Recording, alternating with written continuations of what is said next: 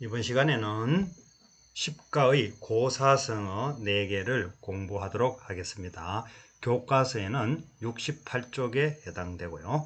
첫 번째 나오는 고사성어입니다. 고사성어.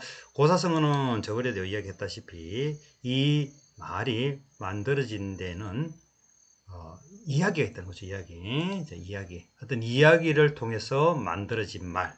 우리는 그걸 고사성어라고 합니다. 첫 번째 나오는 고사성어는 함흥차사. 꽤 유명한 고사성어죠.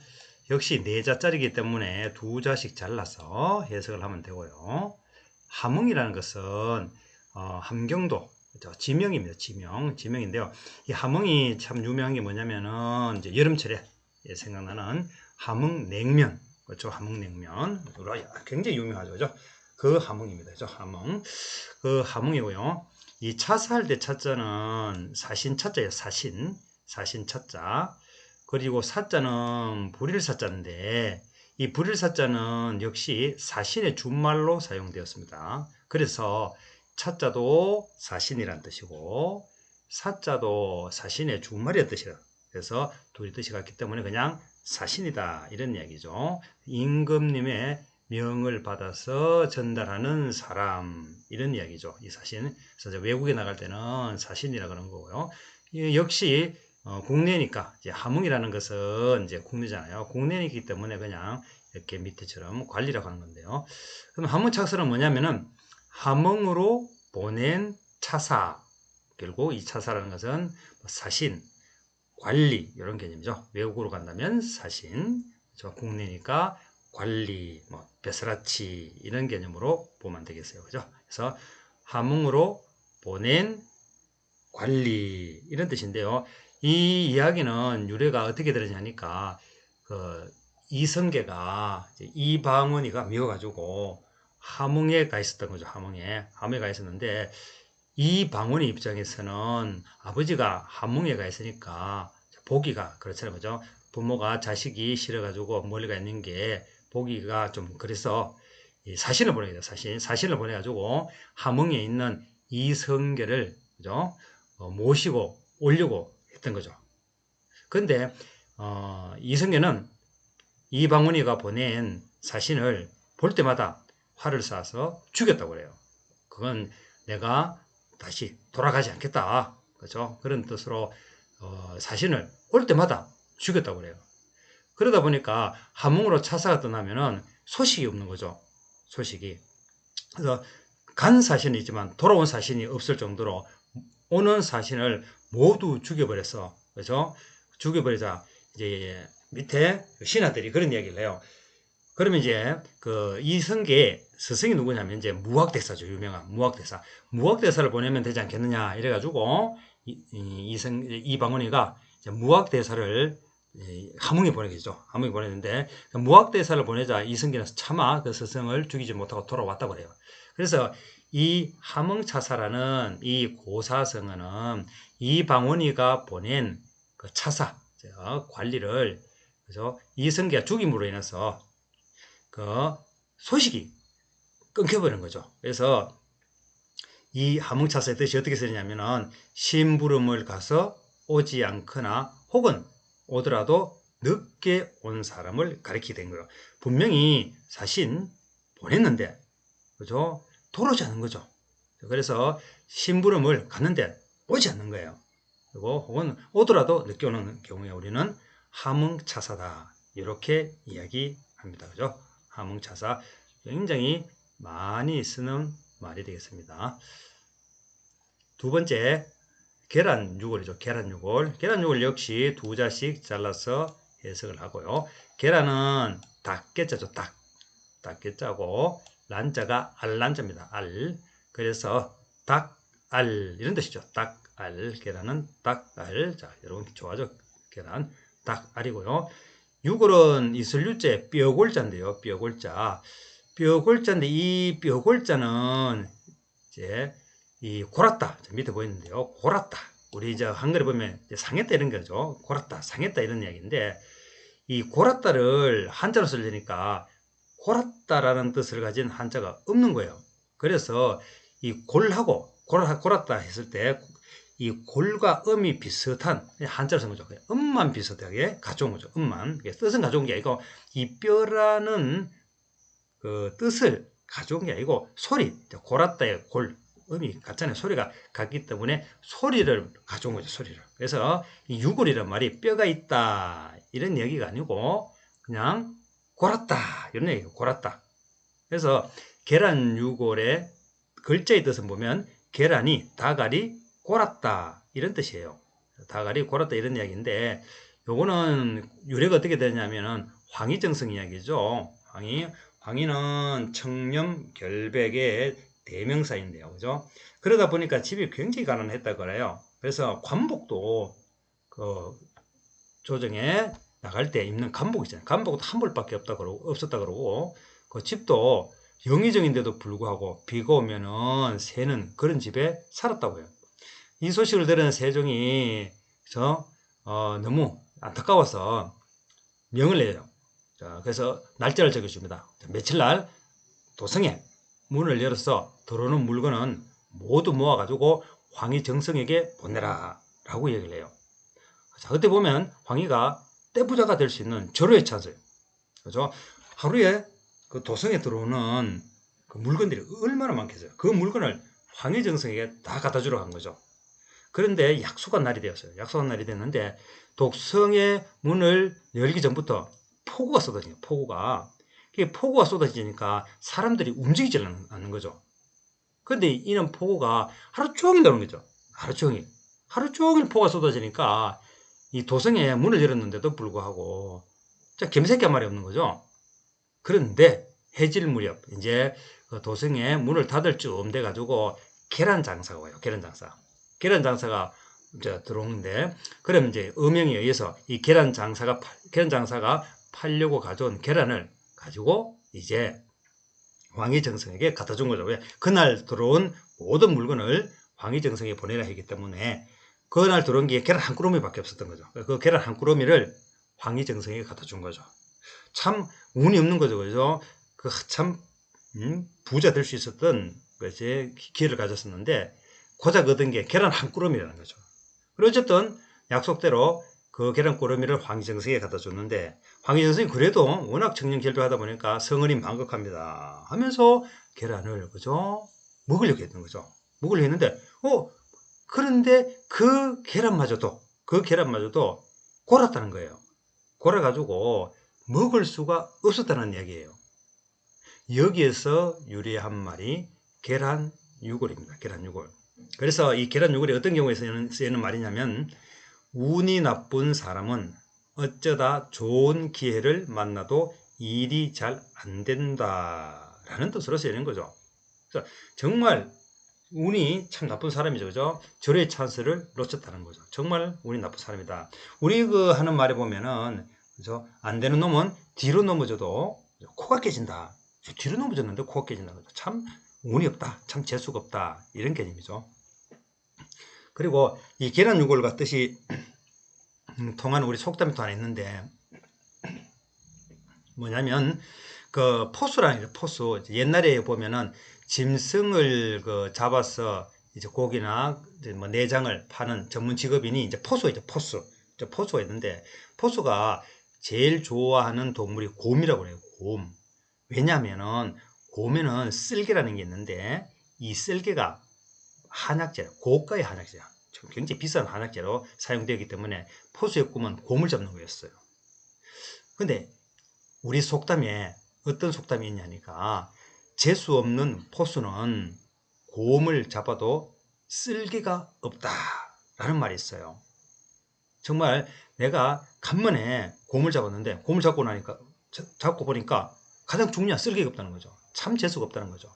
그래서 우리가 살다 보면 참 일이 잘 안 될 때가 있어요. 그죠? 참 잘 안 될 때 계란 유골이다 이런 말을 쓰는 겁니다. 이제 그래서 계란 유골은 다가리 혹은 계란이 골았다 해서 운이 나쁜 사람은 어쩌다 좋은 기회를 만나도 일이 잘 안 된다라는 뜻으로 사용됩니다.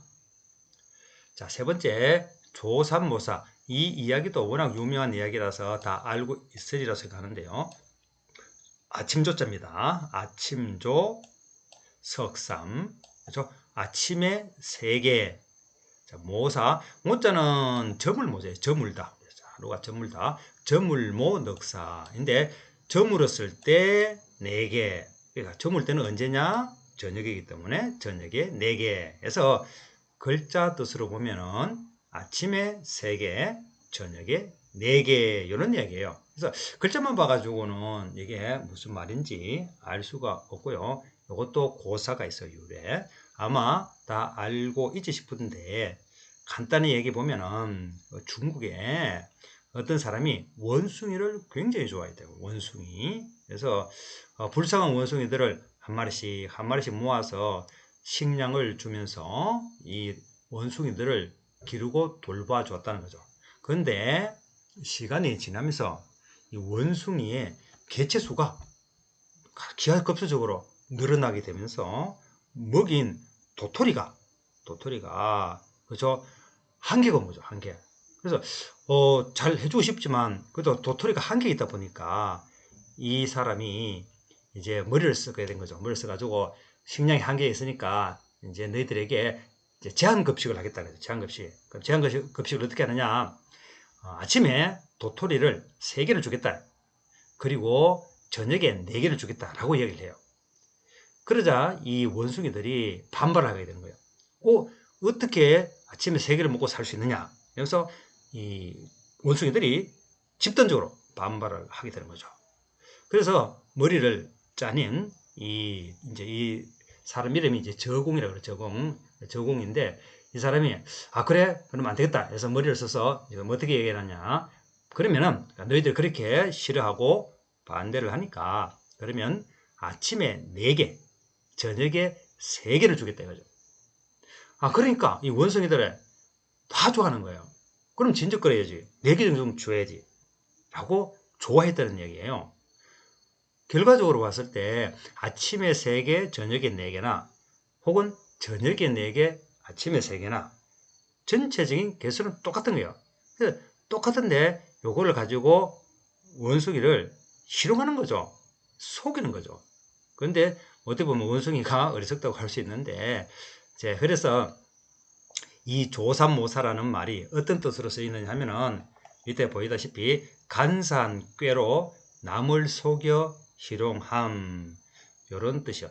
희롱한다는 것은 이제 가지고 논다는 얘기거든요, 그죠? 그래서 그 간산꾀를 가지고 원숭이를 가지고 놀았다는 거죠. 우리가 간산꾀로 남을 속이는 것을 속일 때를 이제 조삼모사다. 그죠? 결과는 같지만 순서를 더 바꿔가지고 상대방을 이제 가지고 노는 거죠. 그렇죠? 그래서 우리는 조삼모사 아침에 3개, 저녁에 4개 이렇게 이야기합니다. 조삼모사. 자, 이제 마지막이죠. 마지막에 보면은 이제 호가호의 글자도 복잡하고 아마 좀 고난이도의 고사성어이죠. 그죠? 역시 4자로 되어 있기 때문에 2자씩 잘라서 해석을 하면 되고요. 호자, 첫 번째 호자는 이제 여우호자입니다. 여우. 자, 여우호자인데, 우리가 유명한 좀 구미호 알죠? 구미호. 구미호 할 때 쓰는 게 여우호자예요. 여우호자. 여우호자고, 가짜는 거짓가짜라고 하는데요. 거짓가짜. 원래는 거짓가짜인데, 요 거짓가짜는 빌리다라는 뜻이 있어요. 그래서 여우호 빌가라고 합니다. 여우호 빌가. 그 다음에 호자는 호랑이 호자, 이제 범호자라고도 하고 호랑이 호자라고도 합니다. 그죠? 호랑이 호자. 위자는 위험 위자인데 위험이라는 것은 뭐냐면은 남을 누를 수 있는 강력한 힘, 상대를 누를 수 있는 강력한 힘. 저 위험이 넘친다. 이런 게 있죠. 위험. 위험하면 떠오르는 동물은 역시 호랑이죠. 호랑이는 상대방을 제압할 수 있는 강력한 힘을 갖고 있잖아요. 그죠? 복종시킬 수 있는 강력한 힘. 그래서 호랑이의 위험. 밑에는 이제 위세라고 되어 있는데 위험이나 위세는 다 같은 이야기입니다. 그죠? 호랑이의 위험, 호랑이의 위세. 이렇게 되죠. 그래서 여우가 빌렸다 호랑이의 위세를. 그래서 이걸 정리하면 어떻게 되느냐? 우리말로 정리하면 여우가 호랑이의 위세를 빌렸다. 이런 얘기 된 거죠. 자, 여우가 호랑이의 위세를 빌렸다. 이 고사도 아마 유명해서 잘 알고 있지 싶은데요. 간단히 보면은 자, 어느 날 숲속에서 백수의 왕인 호랑이에요. 호랑이인데 호랑이가 먹이 사냥을 하다가 여우를 발견합니다. 그래서 여우를 잡아먹으려고 하죠. 근데 갑자기 여우가 호랑이에게 뭐라고 이야기하느냐 하면은 옥황상제에서 나를 백수의 왕으로 지명을 하겠다 이거죠. 내가 모든 짐승의 우두머리 대장이다. 그렇기 때문에 네가 나를 잡아먹으면 하늘의 명을 거스리는 거기 때문에 절대 잡아먹어서는 안 된다고 겁을 줘요. 근데 아무리 어리석지만 호랑이가 자기가 백수의 왕이라고 생각했는데 여우가 백수의 왕이라고 이야기하니까 너무 어이가 없는 거죠. 자, 그런데 얘가 고민을 하고 있는 찰나에 여우가 어떤 말을 하느냐. 그래, 네가 내 말을 아마 믿지 못할 것이다. 그러면 내가 증명을 해 보이겠다라고 얘기해요. 어떻게 증명을 하느냐. 내가 앞서서 걸어갈 테니까 호랑이 네가 내 뒤를 따라오면서 봐라 이거죠. 동물들이 그렇죠. 여우죠. 내가 나타나면 나를 보고 어떻게 행동하는지를 네 눈으로 내 뒤에 따라오면서 똑똑히 봐라고 이야기해요. 그래서 호랑이가 참 어리석게도 또 그 말에 넘어가가지고 이제 그러죠. 알았어. 그러면 내가 너 뒤를 따라가서 보겠어. 만약에 너 거짓말하면 잡아 먹어버리겠다. 라고 이야기하고 여우의 뒤를 따라가게 되죠. 근데 여우 뒤를 이제 따라가다 보니까 여우가 나타난 거 보고 모든 짐승들이 도망을 하는 거예요. 도망을. 그래서 뒤에서 바라본 호랑이가 이 동물들이 여우를 보고 저렇게 도망가는구나. 이렇게 생각을 했다는 거죠.